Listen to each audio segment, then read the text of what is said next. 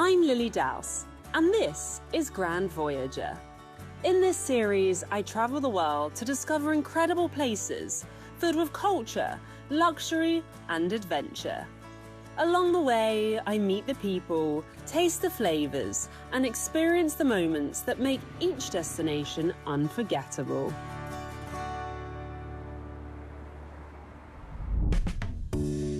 Today, I'm traveling to the southern edge of Africa, a city known for its iconic mountain and stunning coastal views. Hello and welcome to Кейптаун. In this episode, I'll be exploring its rich history, colourful neighbourhoods, and the surrounding landscapes that give this place its soul. I'm starting my adventure at the Castle of Good Hope. To learn more about this historic fortress, I'm meeting a local resident. This is the oldest colonial building in South Africa. The main reason for the construction was so that the Dutch East India Company have this as a refreshment station. This fortress later came under British colonial control, and today it's still used by the South African military. Just a short walk away is the City Hall, where key moments in Кейптаун's past took place. If you look to the balcony, you will see there's a statue of Nelson Mandela. That is the exact spot where he stood and he made his speech to millions of people. To get a closer look, we head to the balcony. From here, Nelson Mandela gave his first speech as president after 27 years in prison. He remains one of the world's most influential figures. Close by is one of the city's historic markets. This is called Green Market Square. Started out in 1696. Around the area, we actually had farms. This was one of the places where they would sell their produce. The stalls stock everything from handcrafted artwork to African beaded jewellery. Yeah, very pretty. It's a great spot to find something to take home. For our final stop, we're heading to one of the city's most famous landmarks. Table Mountain is a giant rock formation that dominates the landscape. We're travelling by cable car, and the view is simply incredible. This is what makes Кейптаун, Кейптаun, because if you've not been to the top of Table Mountain, you've not been to Кейптаун. It is one of the 7 natural wonders of the world, and the reason why, it's because it is a tabletop. So it is relatively flat. Table Mountain is 250 million years old and attracts visitors from around the world. Just outside Кейптаун is a coastal area made up of rocks and bushes. Hidden within it all is an unexpected animal, the African penguin. Grant has been showing people around this area for over 2 decades and knows all the best spots to see them up close. These penguins are found only on the southern coast of Africa and are adapted to warm climates. Each penguin has a unique set of spots on its chest, which is like a unique form of identification. Awkward walkers, but actually very good swimmers and very good climbers. We then move on to the Cape of Good Hope, a rocky point along the coast. For centuries, trading ships passed this area as they travelled around Africa. Today, it's part of a protected national park known for its stunning views. You have an amazing beach at the bottom over there.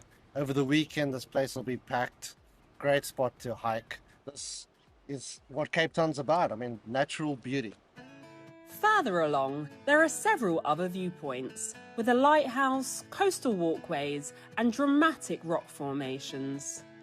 It's a great place to see the ocean and the rugged shoreline. After exploring, we round things off with some fresh seafood overlooking the bay.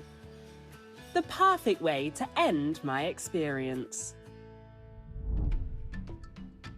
Кейптаun has one of the most dynamic art scenes in Africa, and here in the iconic harbour, I'm staying at the Silo Hotel, right in the heart of this artistic district. We are standing in the Silo Hotel's lobby in what used to be an old grain silo that was built in the 1920s. It is now houses one of the largest African contemporary art museums, and ourselves, the Silo Hotel.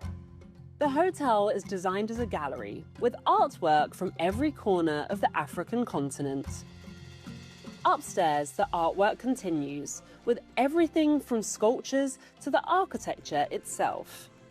The building is famous for its distinctive glass windows and was once one of the tallest structures in Africa. Africa has such a rich heritage and tradition of bright colors and materiality. But I also think, for the longest time, the story of Africa has been told through the lens of the outside. Hotels such as ours provide a platform for African artists to tell their own stories. The hotel has over 350 African pieces on display. You're surrounded by art wherever you go. The next day, I'm up early to explore the Cape Floral region, home to thousands of native plant species. Rupert, who works with travel designer, has spent more than 30 years studying this landscape. This part of the garden is called the Garden of Extinction. South Africa is blessed with many species with very small ranges, which means that they're especially susceptible to losing their habitat. Many of these native plants here are critically endangered, with only a handful left in the wild. Close by is the fragrance garden, where the smell of perfume is in the air. It smells amazing. Along the way, we encounter ancient plants and pass through shaded forests. We then reach the garden's tree canopy walkway. It's a great place to see the many plants that grow here. We've got sandstone fynbos, granite fynbos, shell fynbos, and much lower down, renosterveld. It's a fascinating garden that continues to evolve and inspire. Next, I'm putting that inspiration into practice. I'm joining a private outdoor art class where I'll learn to capture some of South Africa's iconic flowers. The protea is our national flower, and it's part of a very diverse floral kingdom. We believe that is like our people of South Africa, and it represents also our culture. The next thing we're going to do is prepare to paint. Yeah. We start by applying a base layer of colour to the canvas with a sponge. Sometimes it's quite fun to vary the direction. Perfect, well done. Once the canvas is covered, we begin sketching the bouquet. And there's no right and wrong. That's the beautiful thing about a flower bouquet. It's really whatever you see. Then we apply different shades of paints. Please be very liberal with the paint. Just go for it. We've got plenty of it. Okay. And just have fun. And you can create brush marks in any way that feels comfortable. We start by blocking in the big shapes and gradually build up the layers. I'm taking this yellow and making a little bit of a green, and I'm just flicking it across because I can see that that's what these ones are doing. We add texture and everything starts coming together. Sometimes people wonder, when is a painting finished? That's what I'm wondering right now, because I keep on looking at it. I'm like, I keep on adding to this, but I'm not sure if I should be or if it is just complete. Well, one thing you might consider for yourself is, have I reached a point where when I put down another brush mark, I hesitate? That can be a really great sign that you've reached the end. Art often comes down to how you feel, and for a first try, I am pleased with how it's turned out. Cape Town's coast is known for its dramatic beauty, but just below the surface is a kelp forest. I've come here with an underwater photographer to explore it up close. I shoot with a trusty old Canon camera, which I have in this big hunky housing, and it's just got a normal topside DSLR camera inside, but it works really well for the job. Well, I'm getting to do something very unique because my fear of seaweed is going to completely go today. Yes, it definitely will.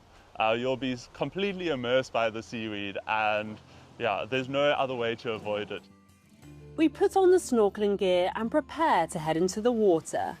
The rocks are a little slippery, so I get a little help in. Once underneath, I swim through the seaweed and I immediately notice how beautiful it is. It really does feel like you're swimming through an underwater forest. Kelp can grow up to 0.5 metre a day, making it one of the fastest growing plants on Earth. It's been a real adventure, and one I won't easily forget. Having experienced the kelp up close, I've worked up an appetite, so I'm heading to a mountain cottage to learn how to make kelp-inspired cuisine. Kelp is one of those ingredients that it's considered a superfood. It's rich in minerals and vitamins, and it's a beautiful way for us to be eating what's growing locally here and a sustainable way of getting these minerals into our meals. Arabella is a chef passionate about cooking with sustainable ingredients like kelp. Together, we start by preparing a range of dishes. It's a hands-on process, and I'm really enjoying getting stuck in. Oh, it smells divine. We continue chopping and preparing the ingredients before moving on to cooking a pasta dish. So we're going to add a bit of oil to the pan. It's a quick and simple recipe, but smells incredible. We then take the fried seaweed from earlier and add it to a blender with a few other ingredients. So this is our seaweed butter. Yes, there we go. Looking absolutely delicious. Once ready, we spread it out and add the final touch, crispy fried seaweed. Finally, I get to taste the results with new friends I've met along the way. It's a delicious end to an action-packed trip. My experience here in Cape Town has been nothing but phenomenal. From swimming around in the kelp forest to driving along the rough shorelines and exploring the incredible history in this city. There's even more to do every single day, but for now, on to my next adventure.